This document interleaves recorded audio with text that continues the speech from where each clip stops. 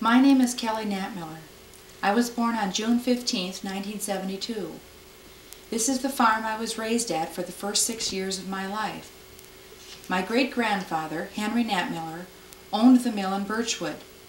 His son, my grandpa Stan Knapmiller, bought this house, which used to be a tavern, and converted it to a house and built the barn and sheds. When he retired from farming, my dad took over and my grandpa moved just a few miles up the road from us. It was the first stage of my life, living under the roof of my parents' house, where I was nurtured and caressed by their loving arms. Just last month, Grandpa moved to a small apartment in a town where he had to get rid of all his most prized possessions, memories of his old house, and give up his sense of independence to be closer to my folks and Aunt Susie. It must have been hard. He's in his last stage of his life, just as I'm entering my most exciting one. I love you, Grandpa.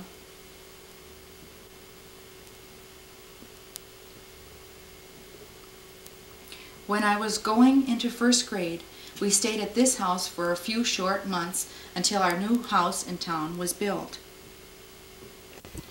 This is the place I've called home since then, and the only house of ours Brian has ever known. There are many memories in this house that I can readily recall and that I'll always keep close to my heart. At this second stage of my life, I'm ready to merge out on my own, away from the clutching yet open arms of my parents, going to pursue my life, my way, with all the hopes and dreams that have been put on hold until this independence could finally be mine.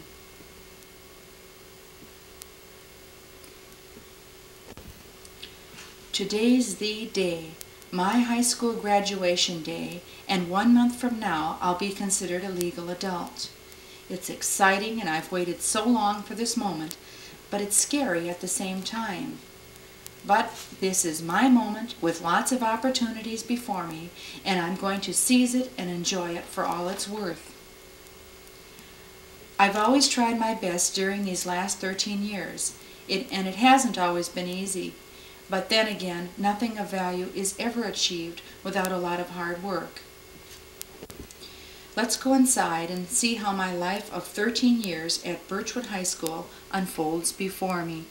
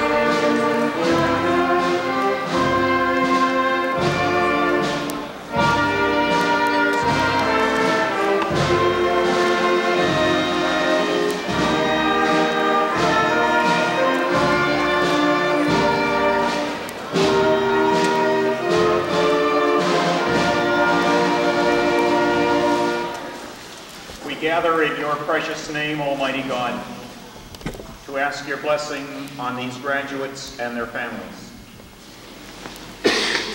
Good afternoon. I'd like to welcome you to the 1990 Birchwood High School graduation. We have a distinguished group to present to you today. And without further delay, at this time, we call upon graduating seniors Kelly Knapmiller, Sonia Lund, and Gregory Whitaker for their musical selection. Open to my eyes.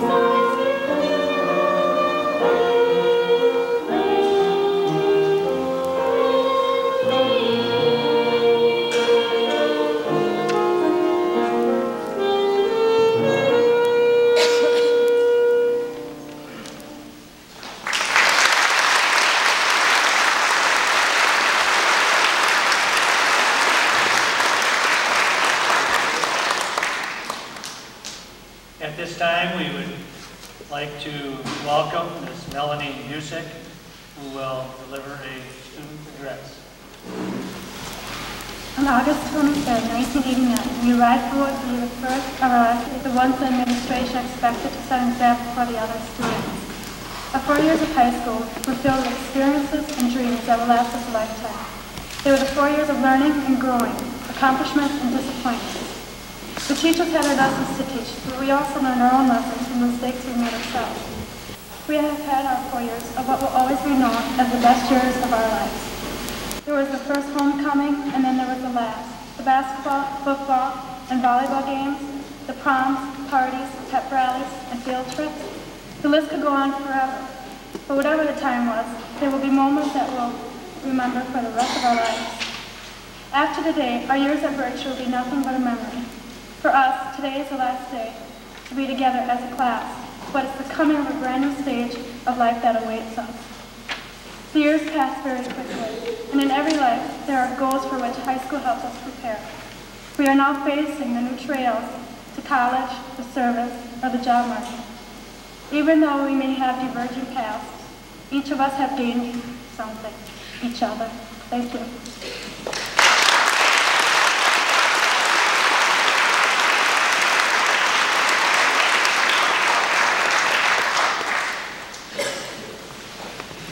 Thank you, Melanie. And now we would like to invite Pat Fee. I would like to begin by telling you a short story about a little boy.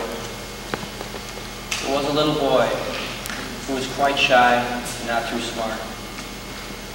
He had his troubles with schoolwork, but this little boy had the will to learn. His teachers saw this, and they started to push him and help him. The little boy started to learn, but strayed away from his studies often. The teachers did not give up. They just kept pushing. The boy began to grow, and his study habits began to change. The people around him started to form a wooden attitude toward him, and he could feel that. Finally, one day, that little boy made the honor roll. The teachers told him to keep going though, so he did. He became one of the best students in his class. Today, that little boy is saying thank you. I think the school has given my classmates and me a lot of tools we're going to use in the future. Today closes a chapter in our lives and opens a new one. All of us are going to begin our own journeys now.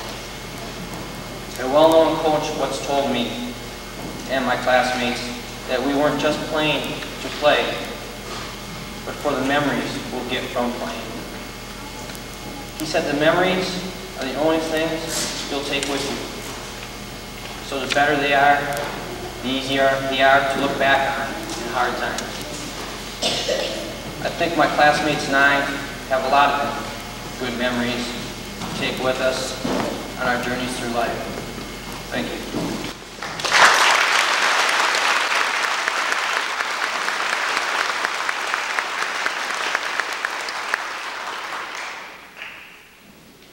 Thank you, Pat. And now we will have a student address by Ms. Sonia Lund.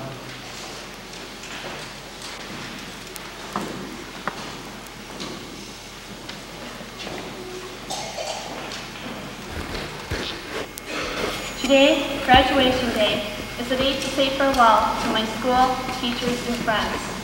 It is very difficult to say farewell to the people who have helped me to grow and learn things I will carry with me for the rest of my life.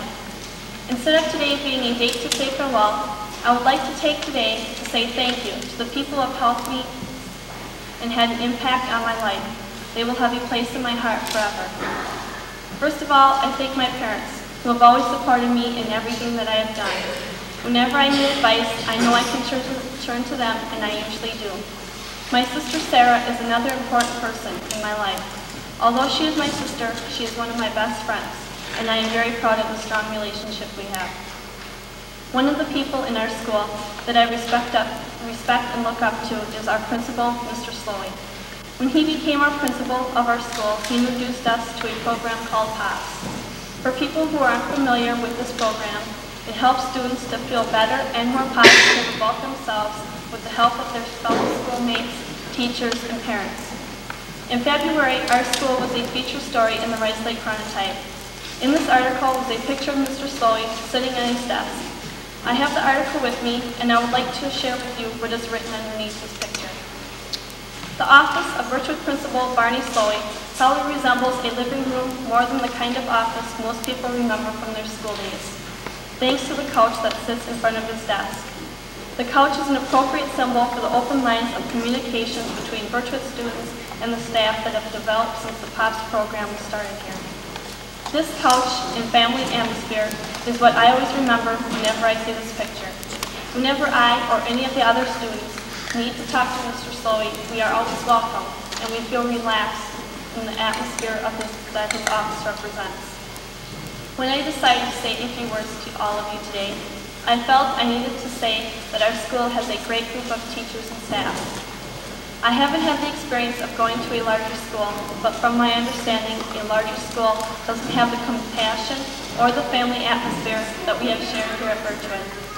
We have certainly had our share of problems, but we always take the time because of the close bond we have to communicate and to try to work things out for our school and most importantly for each other. And last but not least, I would like to thank my class for all the fun times and memories we have had together. Some of us have drifted apart, and yet we have grown closer to others, but we still share the same special moments. I would like to share a poem with you that my mom helped me to write. It expresses my true feelings and says it all. Farewell, class of 1990. Another year has passed us by. Goodbye, my friends of Birchwood High. Hope we can laugh and play this summer, but then comes fall. Oh, what a bummer. The school bell rings. We've gone our separate way. I'll miss you all, what else can I say? After so many years of being together, you go away, it could be forever. I want you to know, I just have to say, I pray your good health is here to stay. Much luck and success in all that you do. Let's plan a reunion, I'll be there too. Thank you.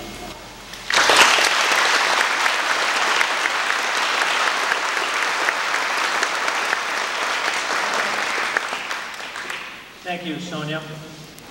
And we'll now have a music selection by our concert band under the direction of Mrs. Jennifer Lambert.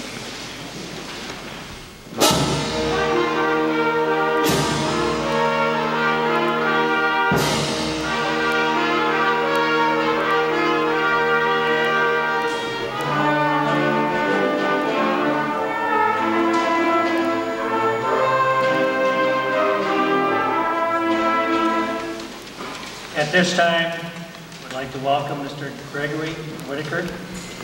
8 years ago today, I sat out in the audience watching my oldest brother Brian graduate. To me, it seemed like it would take forever before my class would be graduating. Well, forever didn't take very long, for here we are, the class of 1990. We've all worked very hard to see this day come. Soon some will be going off to work, others to the military service, and yet others off to college. For we are at the crossroads of our life, and it does not matter which road we take, but rather how well we travel to reach our final destination. 2 years ago, Mr. Landis and Mr. Slowey introduced the POPS program to our school. We've all learned much about positive thinking through this program, and I know it's benefited all of us by helping us choose which road we will take. We've each learned that we possess a potential greatness that can be developed through goal setting, strengthening our self-esteem, and continuous striving to become all that we are meant to be. There's a story of an enormous redwood tree named General Sherman in the Sequoia National Park that demonstrates the limitless potential we all possess. The tree is 276 feet tall, taller than a 25-story building. It is 32 feet, 9 inches in diameter, and it would take 17 tall men locking their hands to encircle this tree.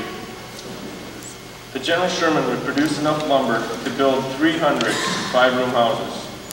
This great tree is estimated to be 3,000 years old, but it grew from a seed that weighed 3/1000ths of an ounce. A seed so small that if held in your hand could easily be lost in the creases of your palm. Now, do you think God, who in his infinite wisdom created man in his own image and likeness, would give greater potential to a tree than he would to us? We each must develop our full potential so that we may become whatever we wish to be. I would like to take this opportunity to thank Mr. Landis, Mr. Slowey, and all of our teachers for contributing to our education and helping us fulfill our potential. Without you, we wouldn't be where we are today. Thank you.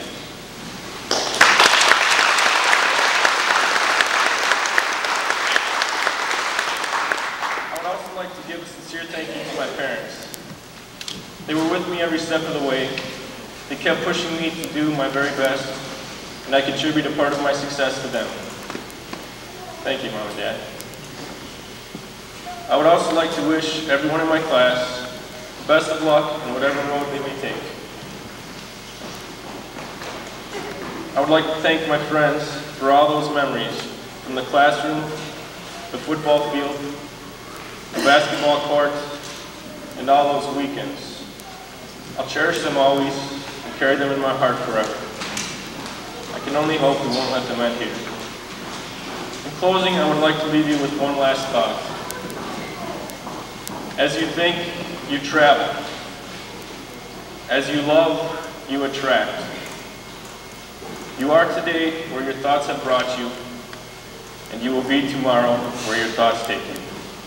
Good luck to all of you. Thank you.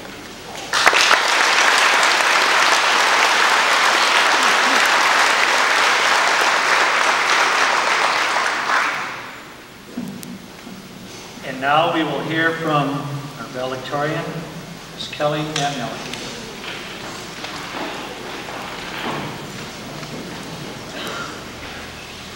I had a hard time getting started on this speech, so I asked a couple people for some ideas. A few of them said to tell a story, people like stories. And another one said that a speaker can be compared to a sphere. I have a point there and a point here, but a lot of boom in between. And I think I'll stick with telling the story. Earlier this year, I had to write an essay, and it was dealing with sports and the special inner drive found in most athletes. One such athlete, which I'm sure that you've heard the success of this past year, was featured in Sports Illustrated magazine. I read about the series of misfortunes that piled on him as he neared what would be the biggest day of his life. His wife left him last year. The mother of his 11-year-old son is gravely ill with leukemia. And his mother died of a stroke a week before he left for Tokyo. And perhaps the biggest upset in boxing history, this man took over the heavyweight championship boxing title by knocking out the now former champion Michael Tyson. His name is Buster Douglas. In 37 professional fights, Mike Tyson had never been knocked down. Douglas seemed to be almost as stunned as the fallen Tyson. Have you ever heard a story that sounded something like this? 63-year-old grandmother lifts back into the car to save her grandchild. There are many stories like this. Amazing stories, but still the impossible becomes possible. What is that special strength which takes over your body? A strength you never knew you had, a potential you are sometimes afraid to admit, or fear you might have to perform better next time. Some of you may have heard this next story, which I'm going to tell you, but there's some things that are worth repeating. It's an interesting story about a young boy from Virginia who was a very fine athlete who wanted to play college football. Henry Peterson wanted to go to Georgetown, and he wanted to play for a coach he really respected, Lou Little, who later went on to fame at Columbia University. Henry got into Georgetown, good student, tried out for the football team. He's not a football star now, but he's surrounded by high school stars. He just barely made the team. For 4 years, he sat the bench. Didn't play much, sat on that bench, and Lou Little described him in this way. He said, Henry's a special guy. He doesn't play much. His talent level's not up to that of some of the other players, but he's the glue that holds his team together. I like that phrase, the glue that holds it together. What did he mean? What glue? He said, the spirit of it all. Henry's role was to keep the team going and motivated him. For 4 years, although he didn't play much, he was the glue that held Lou Little's team together. In Henry Peterson's senior year, 1 week before the biggest game of the year, Georgetown versus Fordham, Henry's father died. Conflict situation, he knows he's got to go home to his family. but he was abandoning the team. Lou Little had no misgivings. He knew where Henry should be. He said, "You go home, kid. You be with your family." "But Coach, what about the team?" "You go home and on game day we'll say a prayer for you." Midweek, Lou Little calls, "How you doing, son?" "It's awful, Coach. It's the worst thing that's ever happened to me." "You stay where you are, son. You take care of your mothers and your brothers and your sisters." And Henry did. He buried his daddy and he took care of his family. Game day arrives and it's 12 o'clock. It's an hour before kickoff. Coach has a million things to do. And who walks into the locker room in full dress uniform? Henry Peterson. Lou Little hit the roof. "What are you doing here, kid? I thought I told you to stay home." "I couldn't, Coach. I had to." "And hey, Coach, can you do me a favor?" "Anything, Henry, anything you want." "I want to start today, Coach." "Well, not anything, Henry. This game's bigger than you and me. You've been sitting on my bench for 4 years. You can't expect to play now. A lot's riding on this game." "Please, Coach, just this once." "Okay, you can start on one condition. The first time you make an error of any sort that compromises this team effort, you're coming out. You understand?" "Okay, it's a deal. I understand." Henry Peterson started that Georgetown Fordham game. He proceeded to rush for 171 yards and 3 touchdowns. And if you know football, you know that that is as close to single-handedly winning a game as anyone has ever come. Lou Little rushed up to Henry after the game, half furious, half amazed. "Why didn't you tell me you could play like that? You've been sitting on my bench for 4 years." "Coach, did you ever meet my daddy?" "I never had the pleasure, son." "Did you ever see us on campus, arm in arm? I'd be pointing out things, and talking and walking." "I did. I saw that a couple times, but what's your point, son?" "Coach, my daddy was blind, and that was the first time he could ever see me play." Henry calls that his sweet spot in time. The moment he knew that his potential was far greater than anything he had ever considered before. Henry Peterson went on to a career in sales that was second to none, found his own company, took it to the head of its industry, and if he was here today, he would look at you and join me in saying one thing: potential for that level exists in every one of us. What I'm saying is that you must fight for your dreams, or you will never have success. As Vince Lombardi once said, have a purpose, then dedicate yourself to getting the job done. No one ever accomplished anything unless he first believed in himself. Buster Douglas believed. Henry Peterson believed. I believed, and that's why I'm standing here today. And if you wish to become a better, more accomplished person, you must also believe. Remember, great performers, great leaders, champions are not born, but made. I think Robert Frost said it best: 2 roads diverged in a wood, and I took the one less traveled by, and that's my only difference. A few thank yous. First and foremost, I'd like to thank someone who always believed in me, even when no one else would. That is God. Next, I'd like to thank my parents for pulling me back when I was pushing myself too hard. For all the late night suppers, thanks, Mom. For all the extra bucks Mom never knew about, thanks, Dad. I'd also like to thank my teachers, every single one of my teachers who thought that having it is not always enough. It's the extra effort you give, the extra time and thinking you put in to not only get the answer right, but using some creativity in finding it. And lastly, I'd like to thank Mr. Slowey for taking chances on me, never to be let down. And also the Birchwood Public Schools for a great education. A lot of memories. Great class trip yesterday, you guys. I'm going to miss this place. Not that much.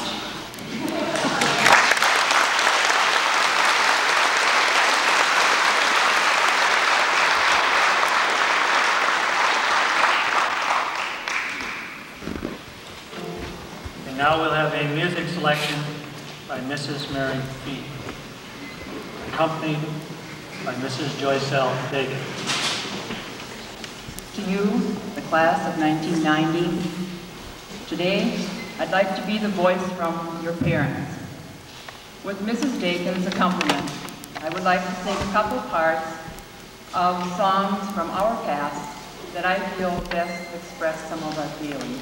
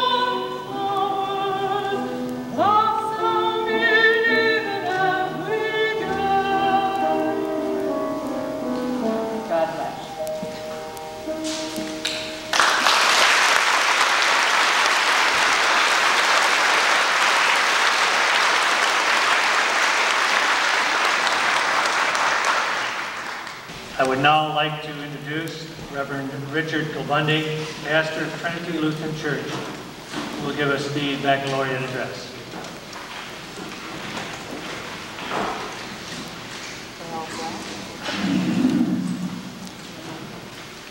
Graduation. The end, but a brand new beginning as well. For ties never end. The Bible speaks of God's love as a tie that never ends. The Lord says, I have loved you with an everlasting love. I will never let you go. I have redeemed you. I have called you by name. You are mine. And I'd like to make that theme into a story. Story of your life. You as graduates, but you also as parents. Sit back and listen and let me tell you a story about ties that never end. Oh, because you know that God loves you very, very, very much. And hear the words from God again of ties that never end. I'll love you forever. I'll like you for always. Forever and ever, my child, you will be. Amen.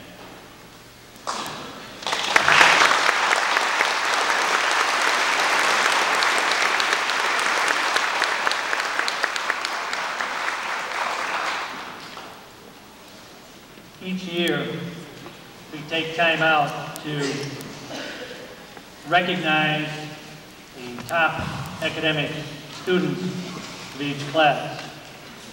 I'd like to do that at this time to present to you the honor students of the class of 1990.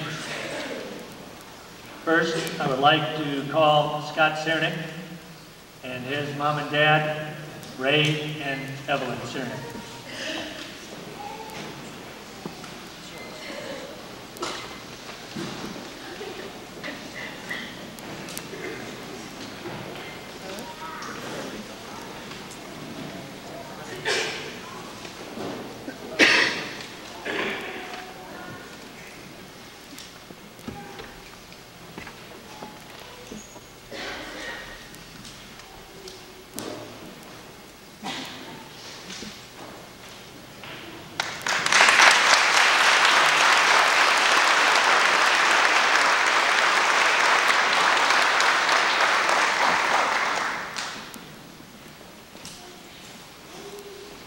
Next, Patrick Francis Fee and his mother and dad, Pat and Mary.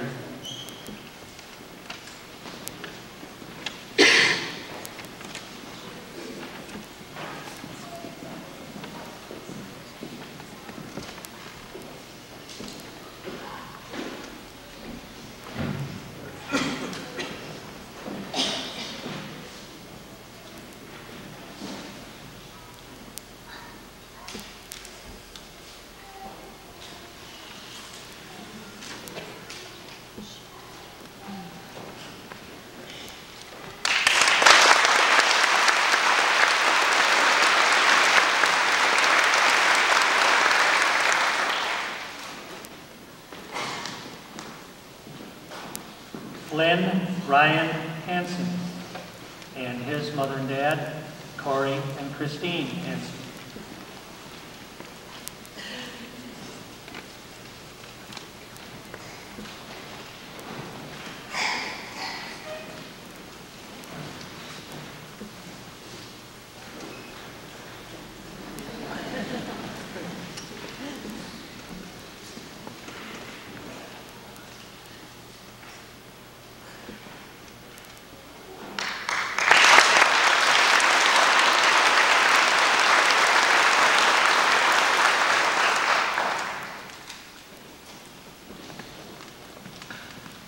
Now I'd like to introduce the salutatorian, Gregory Quinn Whitaker, and his mother and dad, Liz and Ernie Whitaker.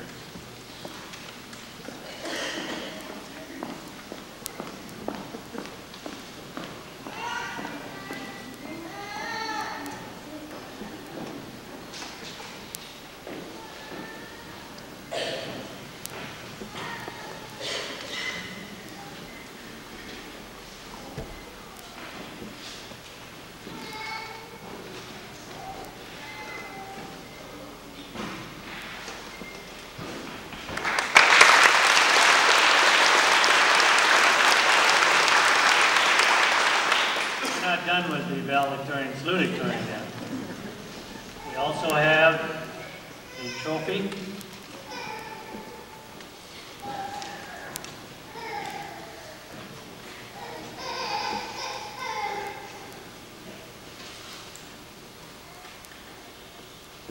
Plaque.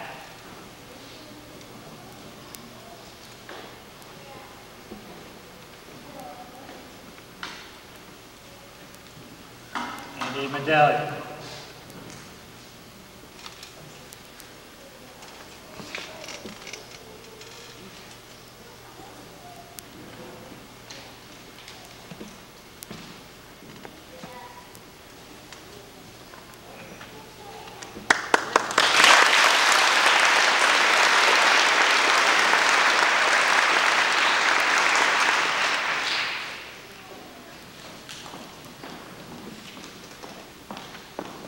And the valedictorian, Kelly Rose Knapmiller, and her mother and dad, Tom and Ellie Knapmiller.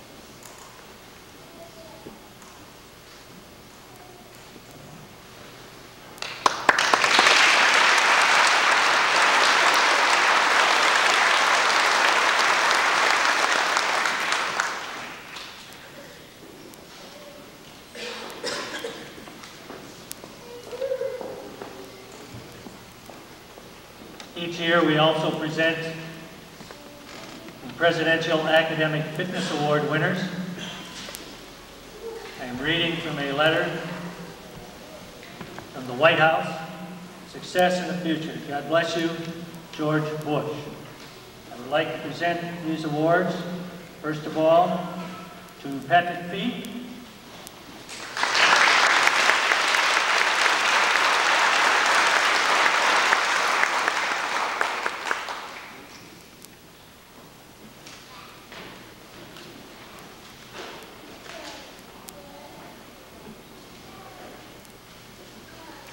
Flynn Ryan Hansen,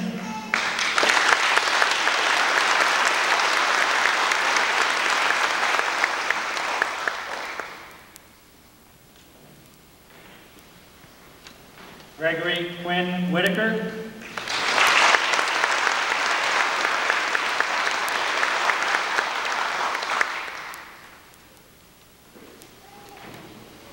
and to Kelly Rose Knapmiller.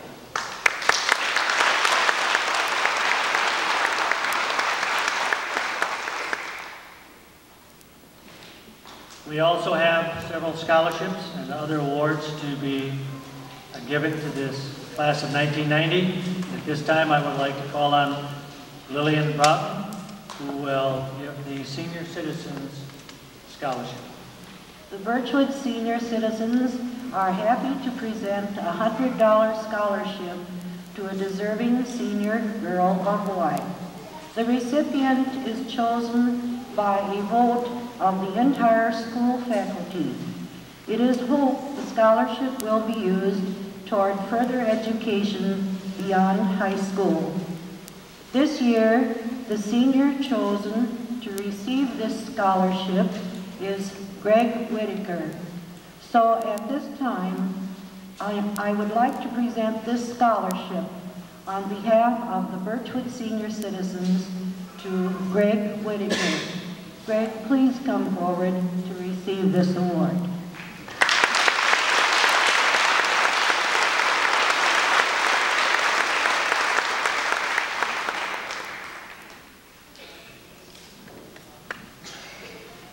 Now I'd like to call on Kathy Whitaker, who will give a scholarship to the Dairy State Bank. Directors, officers, and employees wish to congratulate this class of 1990. We have 2 scholarships to award, one for a boy and one for a girl.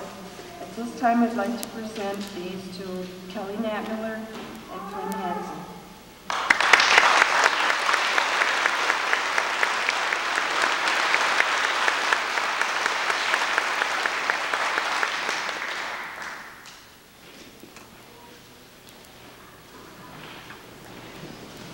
Thank you, Kathy. Representing the Birchwood Lions Club, Mr. Tom Natmiller.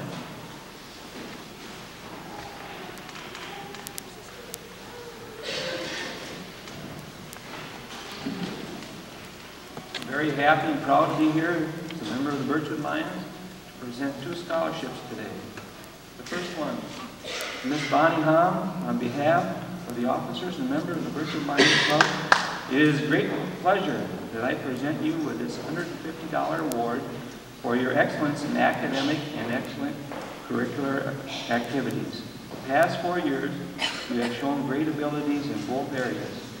We want you to know that your efforts have not gone unnoticed. Congratulations.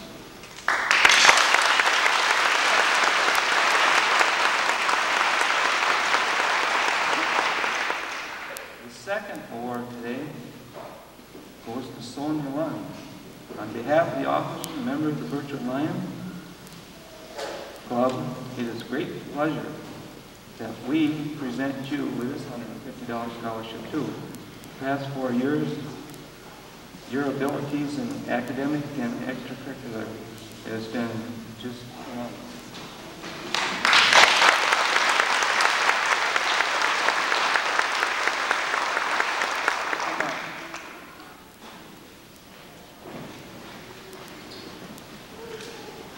Thank you, Tom. Now, on behalf of the Birchwood staff, I would like to call on Bob Harnish. First of all, on a personal note, I'd like to say thanks for 4 great years, seniors, and I mean really great years, all of you. And thanks also for Copper Falls yesterday. It's always been a special place to me, but it's even more special now because I got to spend the day with you. On behalf of the Birchwood School staff, it is my privilege to announce the recipients of the 3 this year $200 scholarships. Academic performance, participation in extracurricular activities, and student citizenship were considered by contributing staff members when selections were made. I am happy to present these scholarships to Flynn Hansen.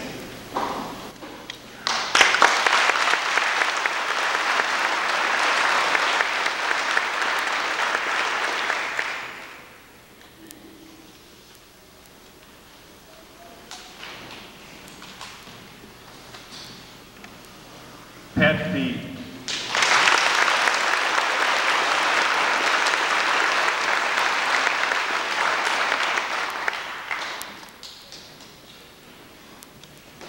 And Greg Whitaker.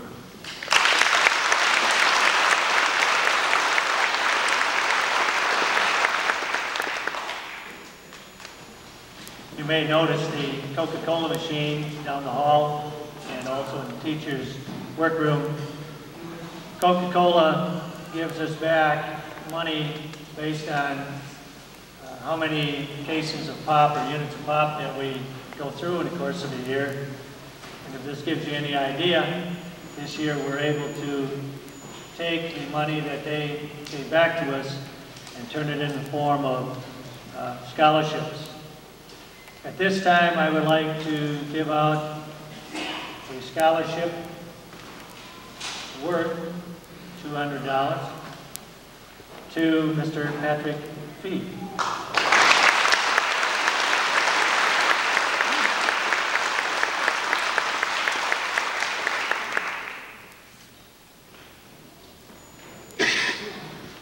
Another $200 scholarship to Mr. Flynn Ryan Henson.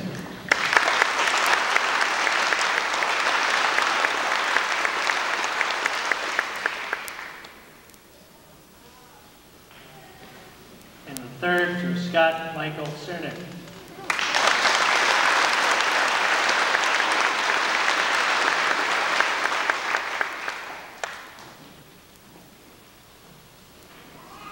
chosen by the entire school staff. Several years ago, we had a young man come in to teach science for us, and his name was John Wires, and his life was cut short during a running event in Spooner, and a scholarship was set up in his name. Scholarship this year, $200 scholarship. The John Wires scholarship goes to Miss Kelly Rose Knapmiller.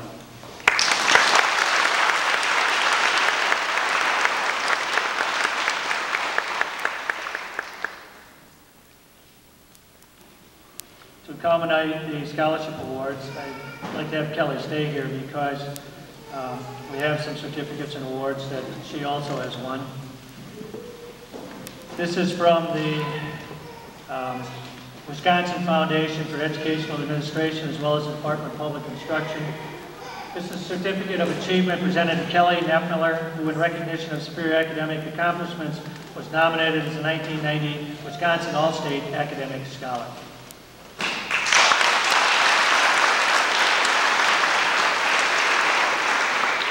Kelly recently attended a dinner in Eau Claire, and I would like to receive a $1,000 award from the Herb Cole Educational Foundation.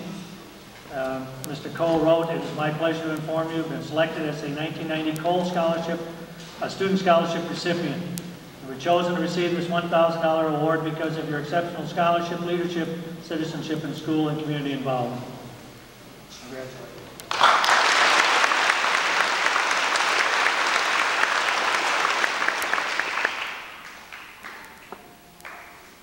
As of this year, the legislature in the state of Wisconsin passed a law that the outstanding student in each senior class throughout the state would receive a scholarship.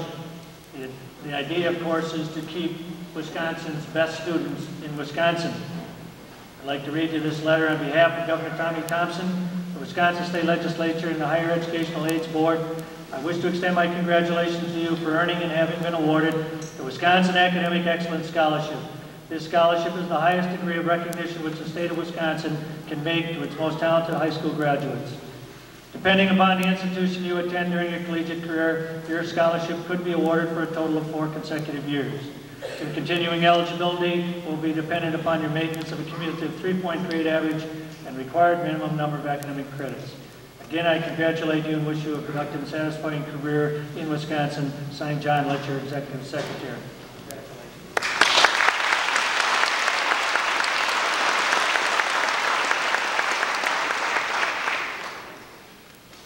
And now, we would get on with the presentation of diplomas by Mr. Robert Langham, President of the Board of Education.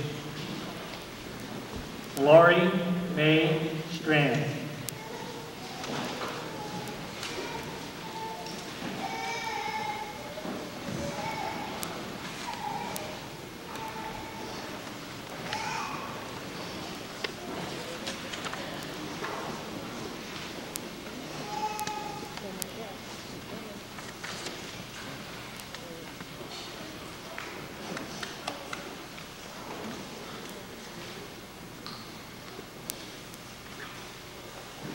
Bonnie K. Hom.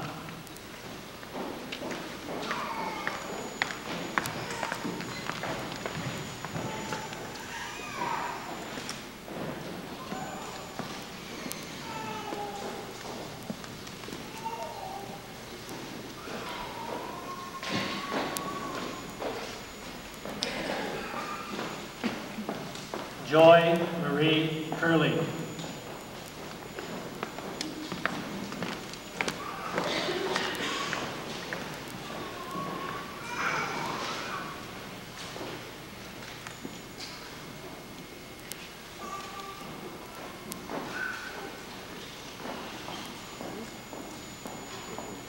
Christine Lynette Davis.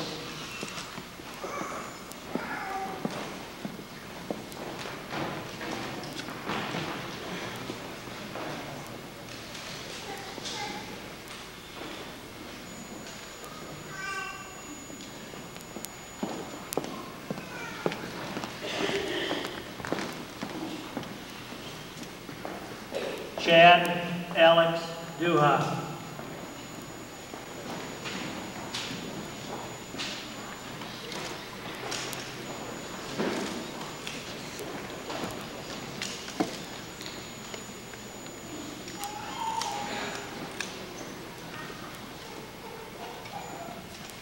Bradley Allen Jepson.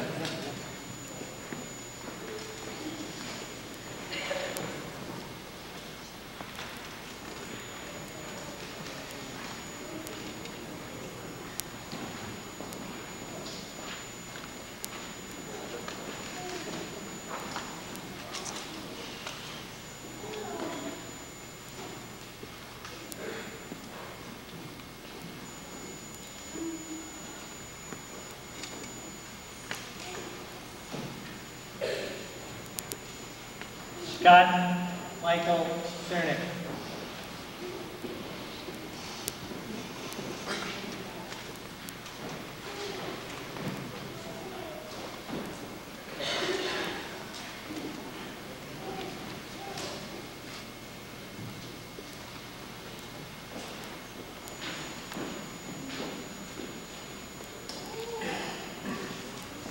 Charles Ross Evich.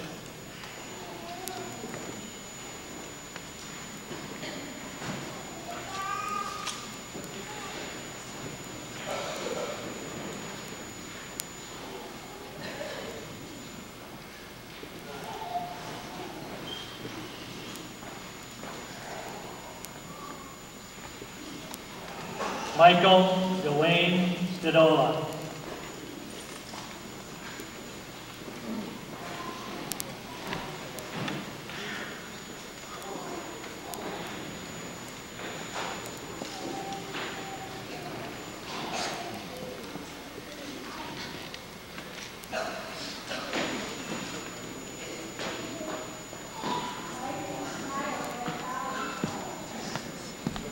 Daniel Richard Marcon, Jr.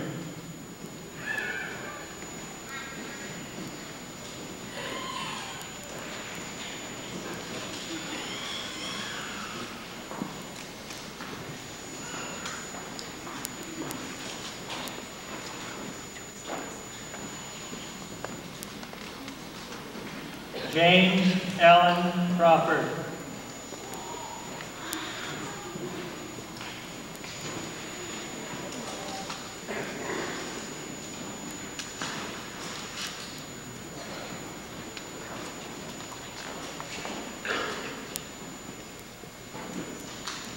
Robert James Downey.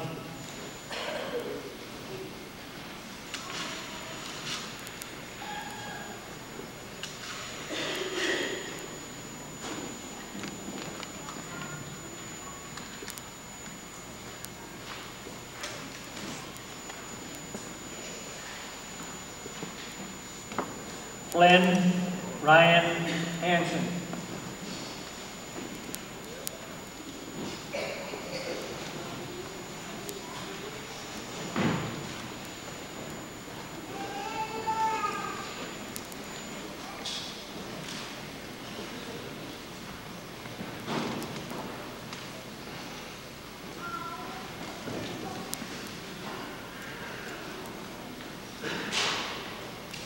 Melanie Jean Busick.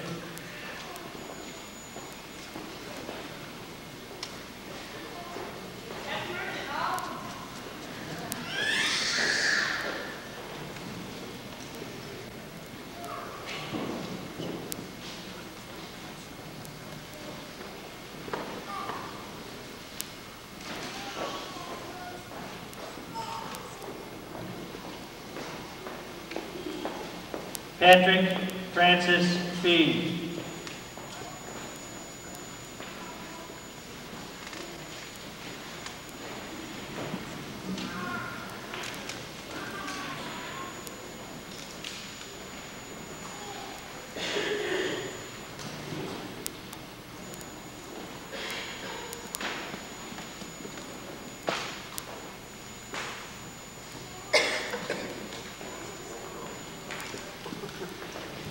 Sonia Kathleen Lund.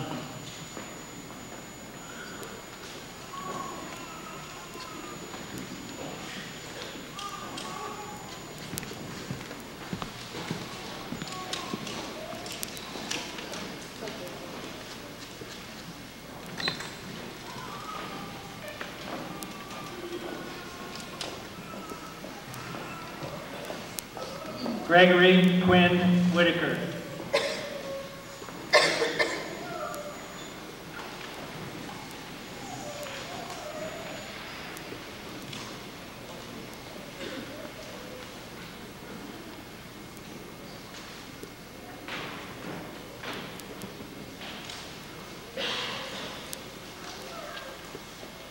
Kelly Rose Natmiller.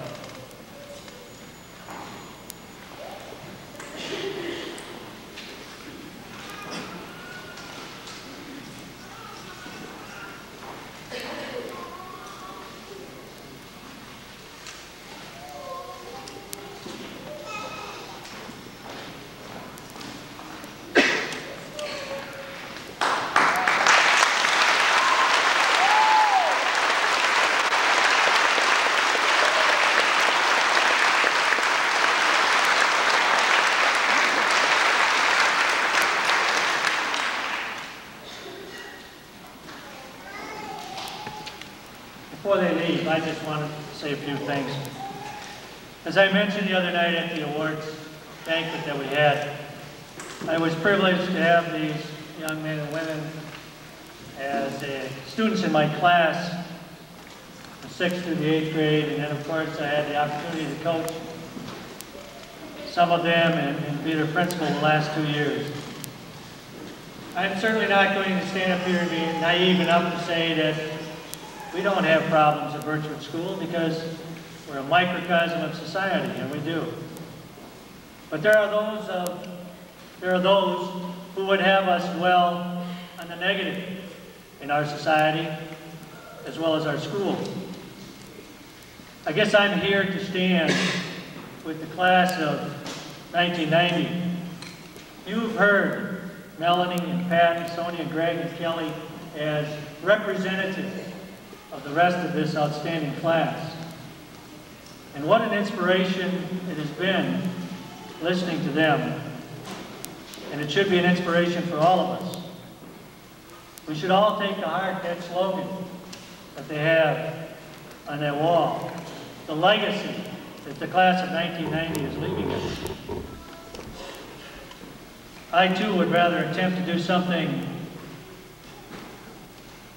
and fail than to attempt to do nothing and succeed. I have been to many graduations, my own as well as other classes, and I don't know what it is, but I was really affected by this one. The speeches, the music, Pastor Kobundi's baccalaureate, and I think that it's fitting. It's as it should be. It should be a class graduation, because this is a class act. And now for the benediction. Please rise for the benediction.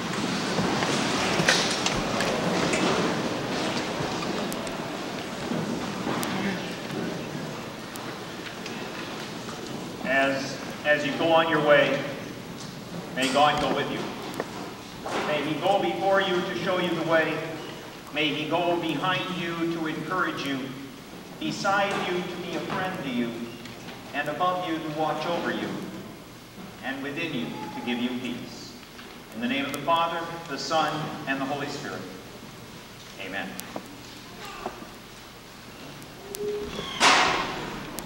Because of the inclement weather, the reception will be held in the reception line will be in the old gym. Ladies and gentlemen, I present to you the class of 1990.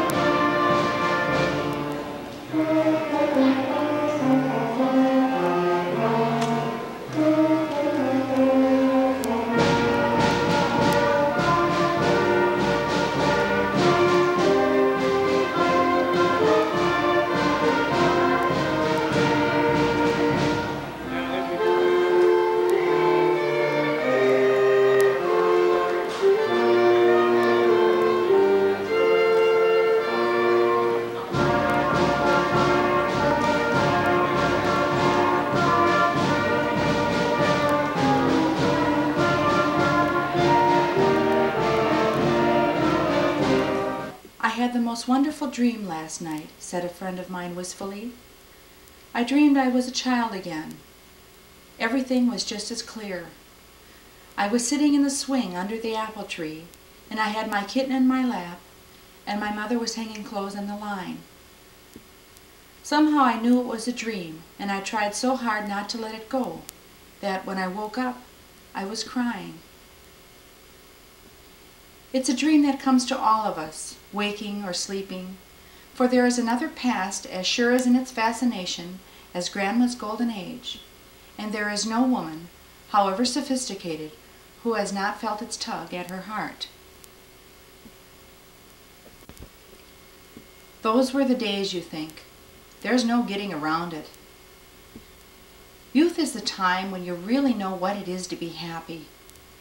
Things just were, and there was nothing to worry about.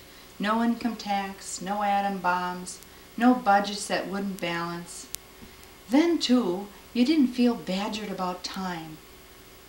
Time stood still or moved for you with infinite slowness, and there was always something waiting for you tomorrow, something unimaginable and wonderful. Best of all, the world was full of romance. When you were 16, all you had to do was step outside on an evening, and there it was.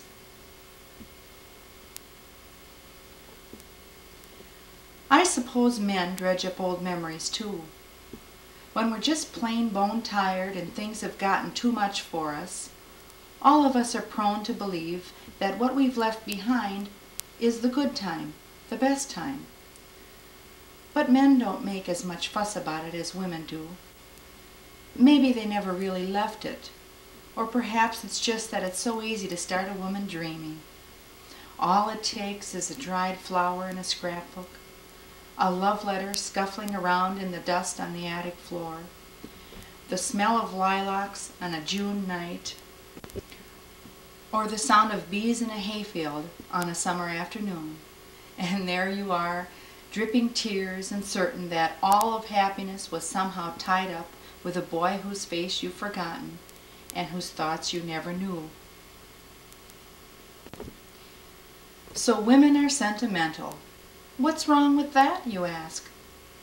What's the matter with dreaming away an April afternoon by an old trunk in an attic?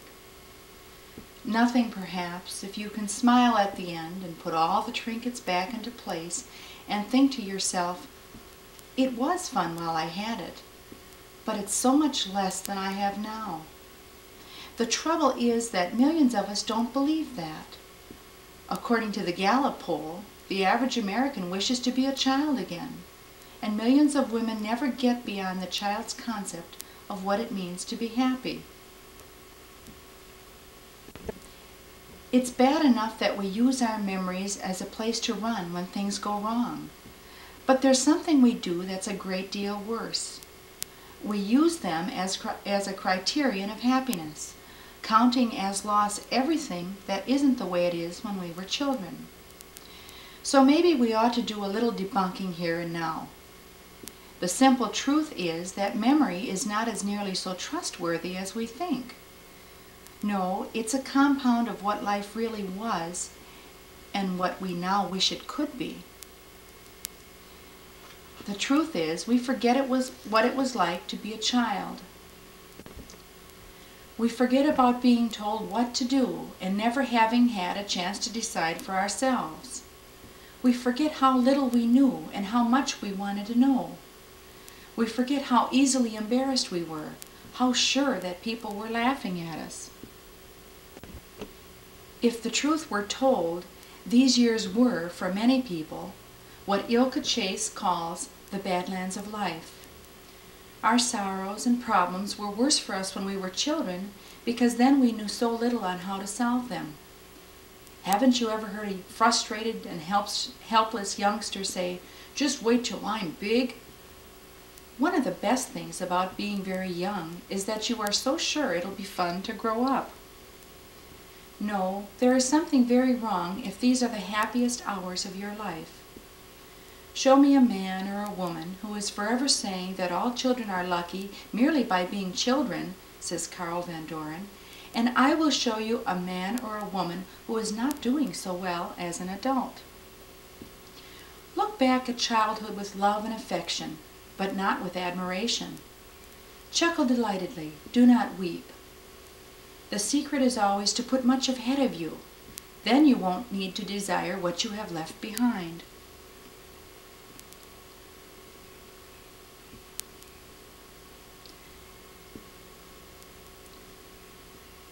Life begins tomorrow, says the Italian proverb. And for me, Kelly Knappmiller, my tomorrow begins today.